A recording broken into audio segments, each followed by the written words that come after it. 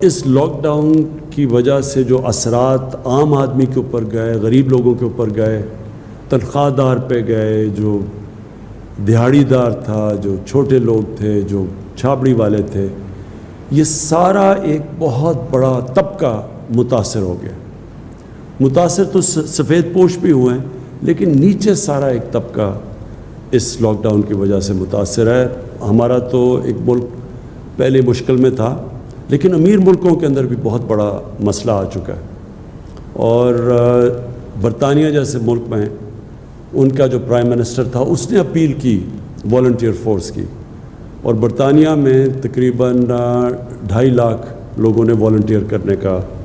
اپنے آپ کو رجسٹر کروایا۔ تو مقصد اس والنٹیئر فورس کا یہ ہے کہ ایک مشکل وقت میں قوم کو ان لوگوں کی ضرورت ہے جو مدد کر سکتے ہیں، رضاکارانہ طور پہ ہماری ایڈمنسٹریشن کی مدد کر سکتے ہیں، کیونکہ ایڈمنسٹریشن کے پاس بھی اتنے وسائل نہیں، اتنے لوگ نہیں کہ وہ ایڈمنسٹریشن بھی کریں اور پھر کھانا بھی بانٹیں، اور پھر مسجدوں کے اوپر بھی دیکھیں کہ SOPs کے اوپر لوگ چل رہے ہیں، اور جو آگے آنے والا وقت ہے اس میں بھی ایڈمنسٹریشن اکیلی کچھ نہیں کر سکتی۔ تو اس لیے ہمیں یہ والنٹیئرز جو آپ سب نے والنٹیئر کیا ہے، ایک ملک جہاد لڑ رہا ہے ایک مشکل وقت کے لیے، تو میں آپ سب کا پھر سے شکریہ ادا کرتا ہوں۔ میں ایک تھوڑی سی آپ کو بیک گراؤنڈ بتا دوں کہ جب شوکت خانم کینسر ہاسپٹل کے لیے میں پیسے اکٹھے کرنے نکلا تو بہت زیادہ پیسہ تھا، تو مجھے سمجھ نہیں آئی کہ میں اتنا زیادہ پیسہ کیسے اکٹھا کروں گا۔ تو تب کسی نے کہا کہ یہ اسکول کے بچے جو ہیں ان کو آپ اپنے ساتھ موبلائز کریں، کیونکہ میں ان دنوں میں کرکٹ کھیلتا تھا، اور جو اسکول کے بچے تھے وہ سب سے زیادہ مجھے فالو کرتے تھے کرکٹ کی وجہ سے۔ تو میں نے ایک عمران ٹائیگر فورس نکالی، اور یہ ہمارے اسکول کے بچے تھے جو کہ پھر ٹائیگرز بنے، جنہوں نے پیسے اکٹھے کیے، صرف انہوں نے پیسے اکٹھے کیے، لیکن جب وہ پبلک کے اندر گئے پیسے اکٹھے کرنے کے لیے تو جو پبلسٹی ملی، اس پبلسٹی کی وجہ سے ہم آخر میں اتنا پیسہ اکٹھا کر سکے کہ پاکستان کا پہلا ایک اسپیشلائزڈ کینسر ہاسپٹل بنا سکے، اور وہ ہاسپٹل جو آج تک 75% کینسر کے مریض ان کو مفت علاج کر رہا ہے، اور یاد رکھیں سب سے مہنگا کینسر کا علاج ہے۔ تو میں صرف اس لیے کر سکا کہ میرے ساتھ اسکول کے بچے ایک والنٹیئر فورس بنے، اور وہ جو ٹائیگر فورس تھی اس لیے کامیاب ہوں۔ تو اس لیے میں نے سوچا کہ ایک ٹائیگر فورس آج اکٹھا کرتے ہیں، ہماری ملک کی مدد کریں اس مشکل وقت میں۔ تو اب آپ کے لیے میرا جو آج پیغام ہے وہ یہ کہتے ہیں کہ سب سے پہلے تو اب ہم نے آہستہ آہستہ یہ لاک ڈاؤن کو کھولنا ہے۔ ہم کیوں لاک ڈاؤن کو کھول رہے ہیں میں آپ کو بتا چکا ہوں کہ بہت زیادہ لوگ متاثر ہو چکے ہیں لاک ڈاؤن سے، نوکریاں چلی گئی ہیں، وہ طبقہ جو کہ صرف دہاڑی دار تھے، جو گزارا کرتے تھے،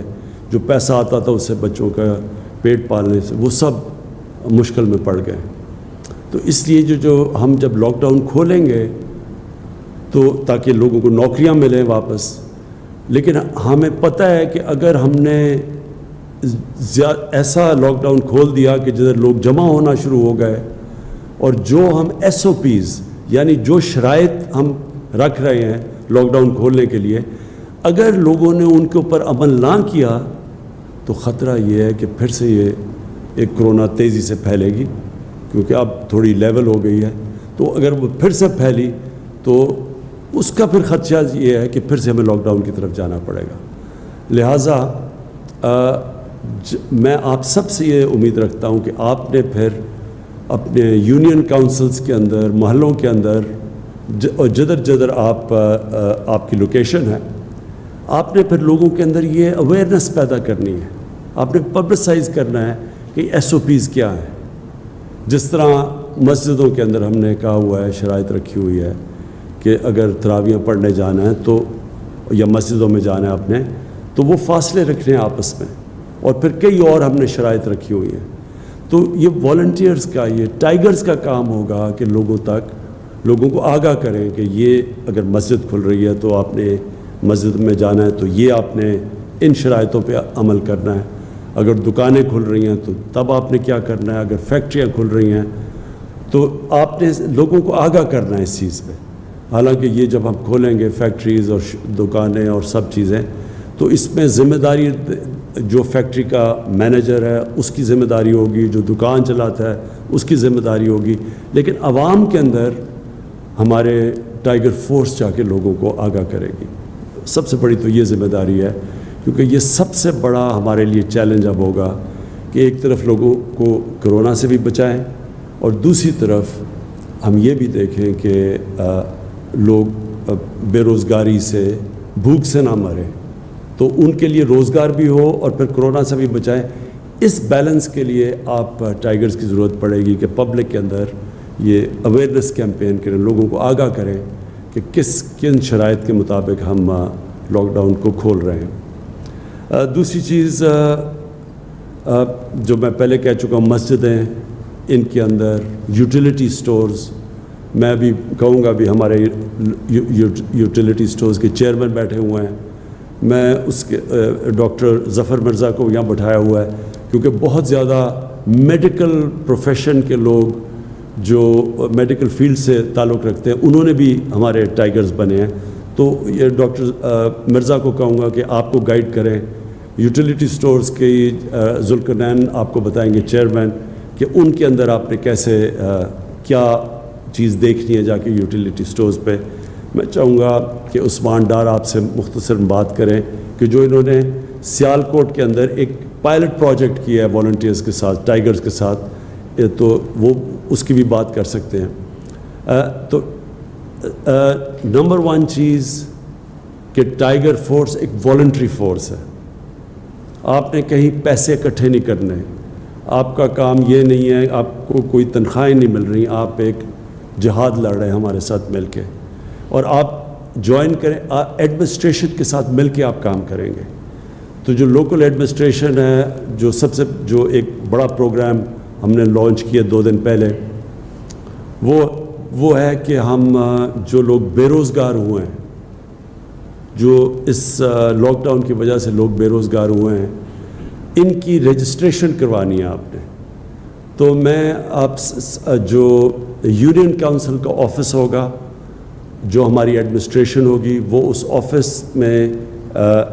وہ ایک ڈیسک بنائے گی اور ادھر آپ لوگوں کو رجسٹر کریں گے. جو لوگ بے روزگار ہوئے ہیں، لوگ خود بھی اپنے آپ کو رجسٹر کر سکتے ہیں، لیکن ہم یہ سمجھتے ہیں کہ وہ جو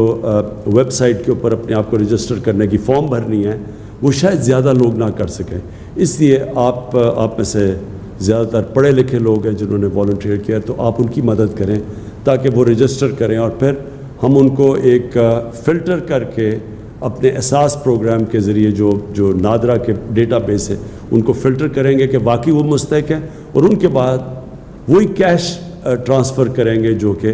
آپ ابھی احساس پروگرام کی کیش ٹرانسفرز کر رہے ہیں، اور پھر ان کو بھی آپ مانیٹر کریں گے اور ہمیں فیڈ بیک دیتے رہیں گے. اس کے علاوہ میں آپ سب سے یہ امید لگاتا ہوں کہ یوٹیلیٹی سٹورز کا میں آپ کو بتا بیٹھا ہوں، آپ نے کہیں بھی ذخیرہ اندوزی دیکھی؟ آپ نے دیکھا کہ لوگ گندم کو یا اور بھی کھانے پینے کی چیزوں کی ذخیرہ اندوزی کر رہے ہیں؟ یہ قانون کے خلاف ہے. آپ نے خود ایکشن نہیں لینا، آپ نے جا کے ایڈمنسٹریشن کو بتانا ہے، اور پھر ایڈمنسٹریشن کی ذمہ داری ہے ایکشن لینے کے لیے. یہ جو بھی لوگ یہ غیر قانونی چوز کر رہے ہیں، ذخیرہ اندوزی سے وہ ہوتا کیا ہے کہ قیمتیں اوپر چلی جاتی ہیں، اور اس سے کیا ہوتا ہے کہ جو ہم کیش ٹرانسفر کر رہے ہیں عام لوگوں کے لیے ان کی مدد کرنے کے لیے، تو جب چیزیں مہنگی ہوں گی ان کے ہاتھ سے جو پیسہ ہوگا وہ زیادہ چیزیں نہیں خرید سکے گا. اس لیے یہ آپ کی بہت بڑی ذمہ داری ہے. تو میں آپ چاہوں گا کہ عثمان ڈار آپ ذرا بریفلی بتا دیں کہ آپ نے سیالکوٹ میں جو پائلٹ پروجیکٹ کیا ہے.